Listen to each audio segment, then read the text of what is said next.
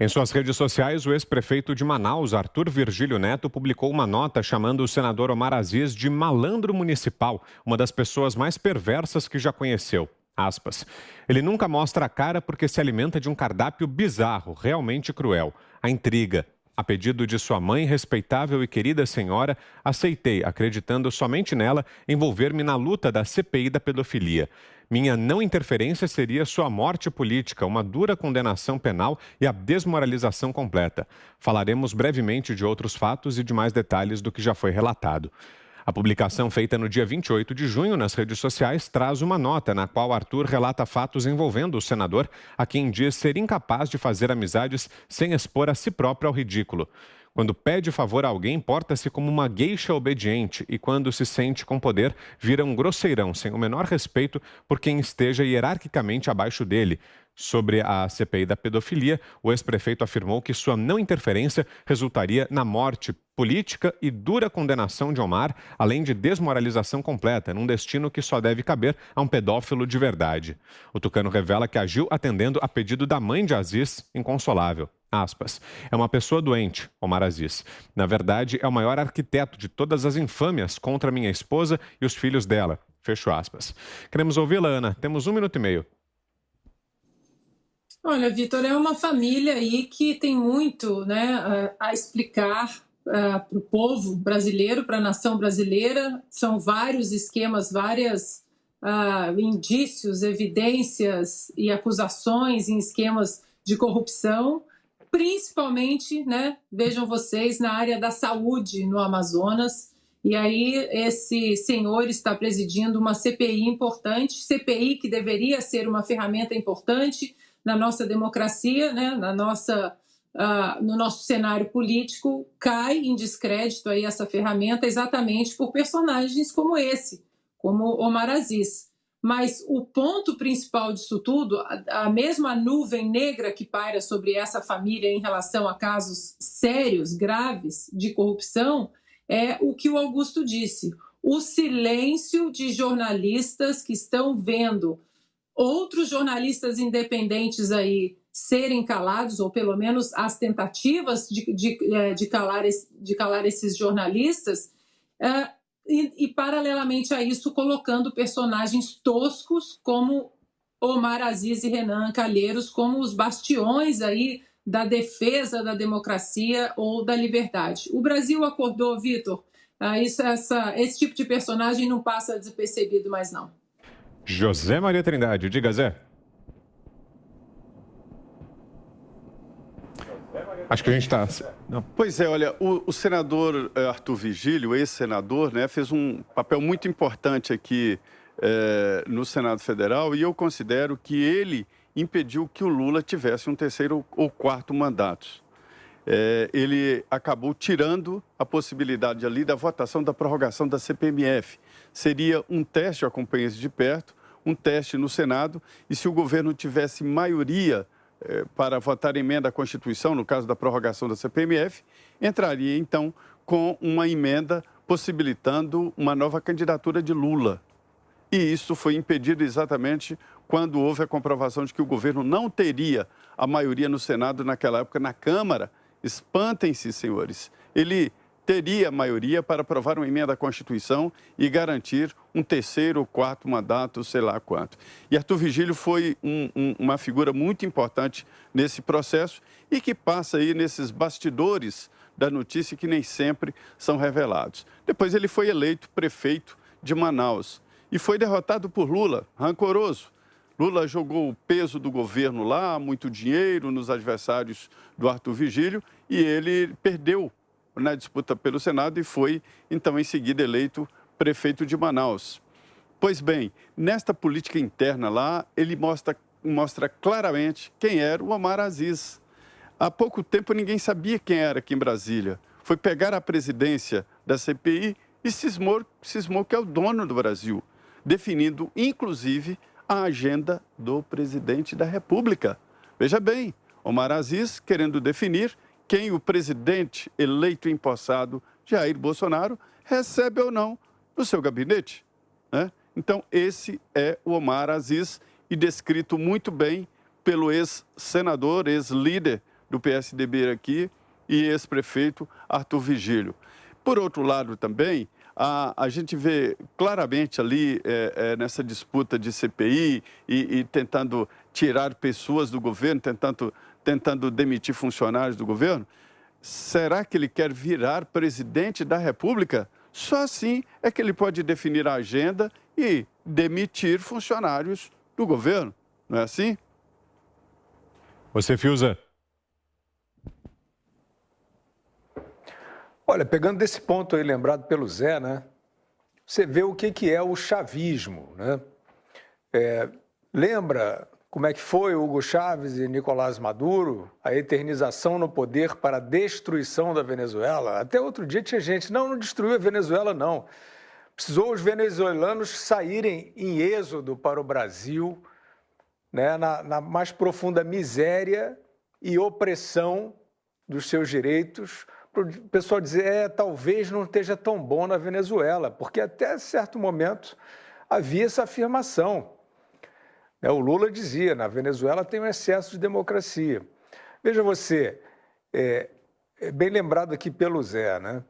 Isto estava em gestação no Brasil. A gente diz isso, o pessoal diz que é paranoia, né?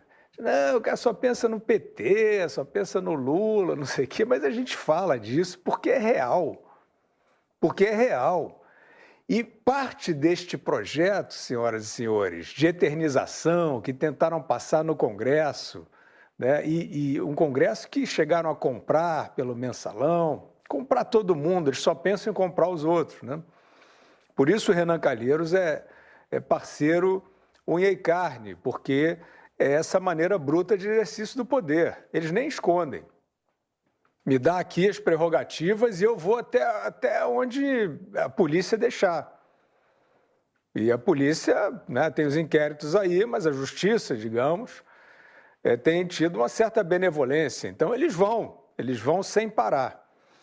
Agora, voltando então ao projeto, né, você veja, tentativa de se eternizar no poder. E na Venezuela, qual foi o poder essencial para chancelar a eternização do chavismo, né, agora com o Nicolás Maduro no poder? Foi a Corte Suprema. Foi exatamente a Corte Suprema que foi assinando embaixo desta ditadura branca que foi sendo montada lá. Transponham a situação para o Brasil. A Corte Suprema no Brasil acaba de reabilitar eleitoralmente esse mesmo Lula, que tentava se eternizar no poder e sempre tentará, de maneira artificial, com aquela indumentária ideológica. O pessoal fica dizendo, não, é porque ele não sei o quê, Karl Marx, não sei o que lá. Esquece Karl Marx, companheiro. Né? Karl Marx é autor de uma doutrina medíocre, estúpida e falsamente igualitária.